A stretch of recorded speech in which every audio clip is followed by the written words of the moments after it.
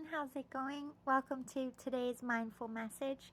Today I'm going to talk about death, but it's not going to be in the sense that you are thinking or usually talking about. I'm not bringing you to a sad or tragic place. I just want to talk to you about why it's important to have some kind of faith so that your moment of death isn't so traumatic. And what I mean by this, I personally have died before and was resuscitated, thankfully. And I have discussed with several other people like me who have passed and come back and what their experiences were.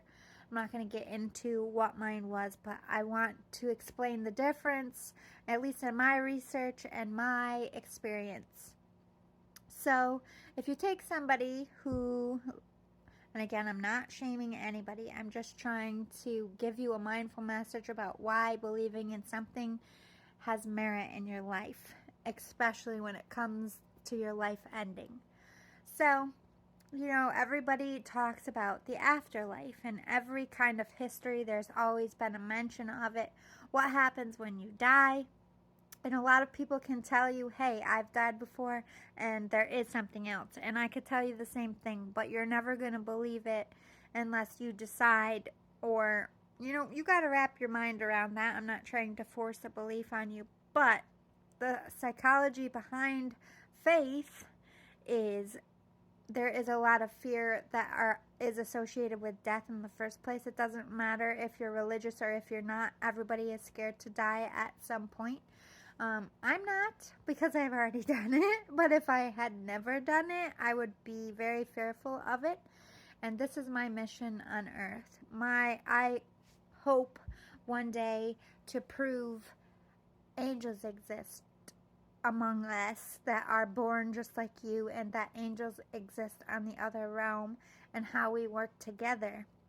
Because if I prove this to you, then you will understand what death is like. It does not matter if your person died alone or if you die alone. Death is a very selfish thing in the sense of it's all that you can be consumed by. It's nice to have the people there, especially if you know that you're dying and you're just waiting to die.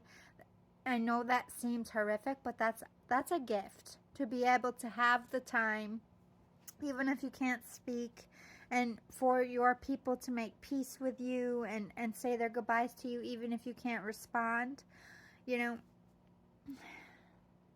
don't want to get too morbid about it, but having a belief of an afterlife reduces your fear by 50% when you are dying. Take into consideration that we all are going to die. I'm not saying you're dying tomorrow, and I don't want you to think about your death like in a morbid sense. I just want you to look at facts here. Statistically speaking, believing in something, no matter what that is a better death experience for everyone who has something to believe in. Whether you lost someone you loved and your belief is, we're going to be together when I die. They're going to be there for me when I die. I don't need to be scared because they're going to be there. It doesn't have to be a religion. It's just a belief that something is going to be met, or someone's going to be met, or there's going to be a place for you to go. The psychology behind death, it just becomes more peaceful with that there. So put that on the table. Second thing, death is a very scary experience for a lot of people who die horrifically. So a lot of people are not ready to die, or they're fighting for their life, or they're in combat and there's no real closure. Okay? If you're fighting for your life, you're going to fight up until the moment you die. So there is no laying down and just taking it. That kind of death is horrific for anyone. However, this is the misconception of death. When you are going to die, they know when you're going to die. The exact minute you're going to die, whatever they is to you. It could be aliens. It doesn't have to be a religion. There is something. I'm telling you, I saw it with my own fucking eyes. I am a scientist. I am a true believer. And yes, I considered the fact that they were rushing adrenaline in my body and they pumped me with epinephrine. I got my girled, pretty much. I died by a bee sting. I did not know I was allergic to a bee. I didn't know that you could become allergic later in life. I got stung when I was a kid, and I was fine. I was in college.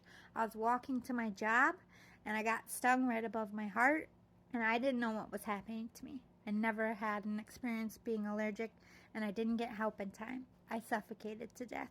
I remember every part of my death.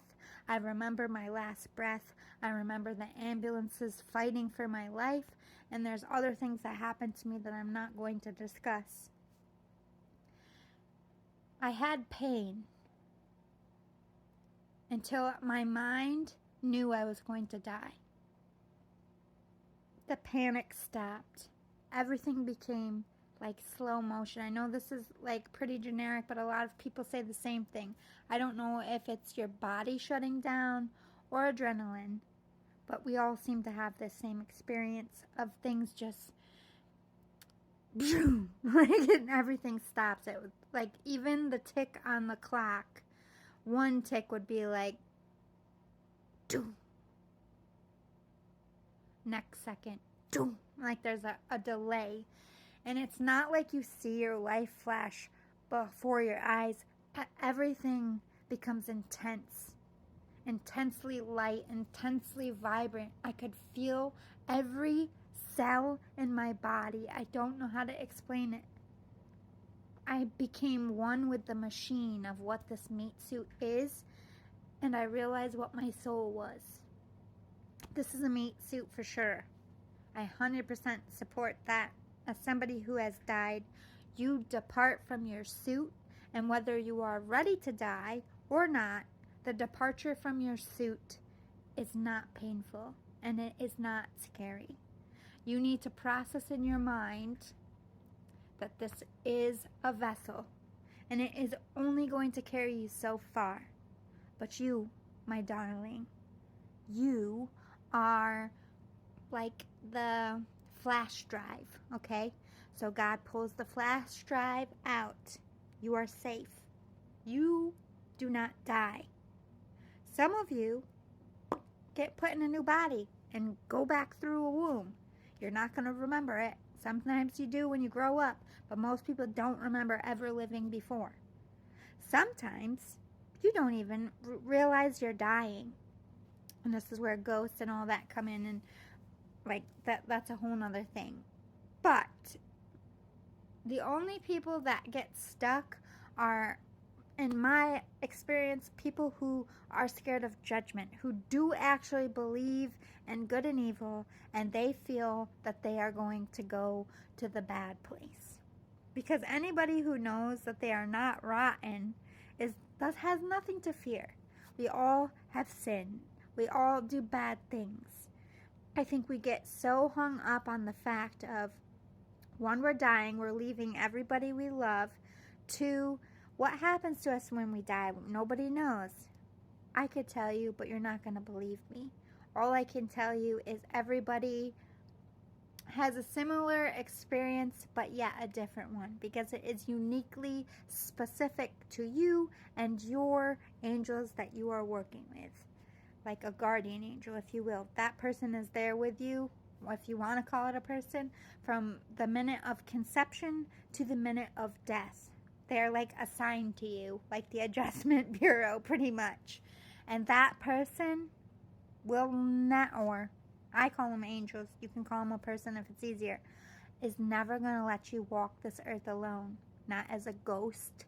And they are the ones that can jump in front of you, like babies who die horrifically, or children, or people who are innocent.